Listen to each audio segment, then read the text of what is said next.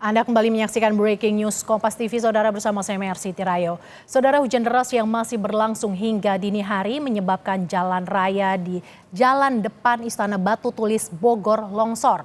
Akibatnya akses jalan terputus dan tidak bisa dilewati.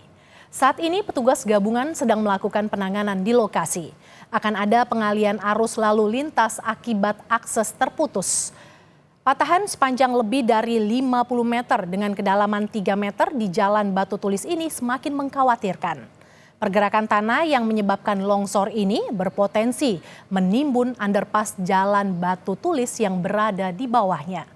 Masyarakat bisa melalui jalan alternatif yang berjarak 5 km dari lokasi, yakni titik Ali Bogor Nirwana Residen.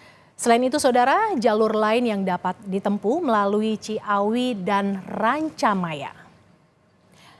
Lebih lengkap terkait dengan penanganan longsor yang terjadi di Bogor, kita sudah terhubung dengan Wakil Wali Kota Bogor, Bapak Jenal Mutakin.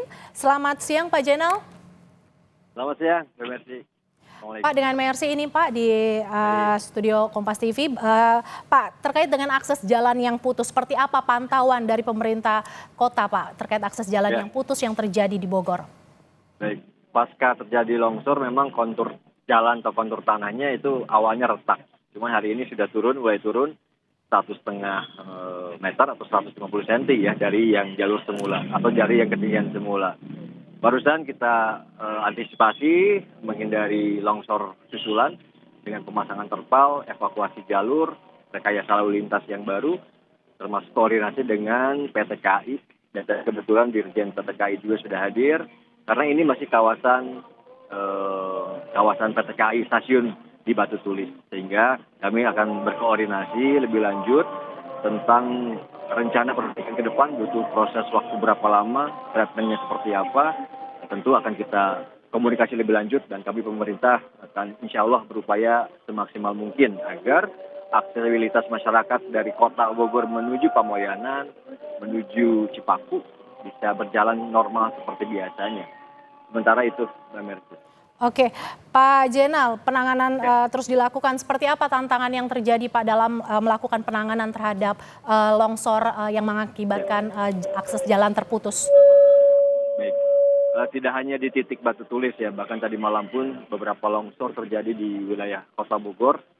Yang jadi kesulitan dari para relawan, petugas adalah cuaca yang hujan terus-menerus dibarengin dengan petir yang cukup dahsyat. Bahkan tadi malam ketika saya berada di Bendungan Katulampa, itu ada 4 CCTV yang sedang on, tiba-tiba terputus, mati dan tidak bisa memonitor tentang ketinggian debit air, jadi manual kita lihat menggunakan sensor. Nah, jadi kesulitannya memang cuacanya yang masih cukup ekstrim, sehingga petugas pun kami himbau untuk tetap menjaga keselamatan dirinya ketika memang mereka melakukan evakuasi, melakukan tindakan yang berbasis penanganan bencana alam. Nah, di Batu Tulis ini tadi BPBD, kemudian hadir juga Pak Kapolres, Pak Dandim, dari PT KAI, semua saling berupaya ya menggunakan sekuat tenaga. Ketika SDM butuh, maka dari pihak Forkopimda kita libatkan juga. Intinya kami menghimbau warga Bogor, sementara jalur akan kita tutup, kepastian tentang berapa lamanya, setelah ini kami akan berdiskusi lebih lanjut dengan Dirjen Perhubungan Darat PT KAI, yang insya Allah termasuk fisiknya juga akan dibebankan kepada pihak PT KAI.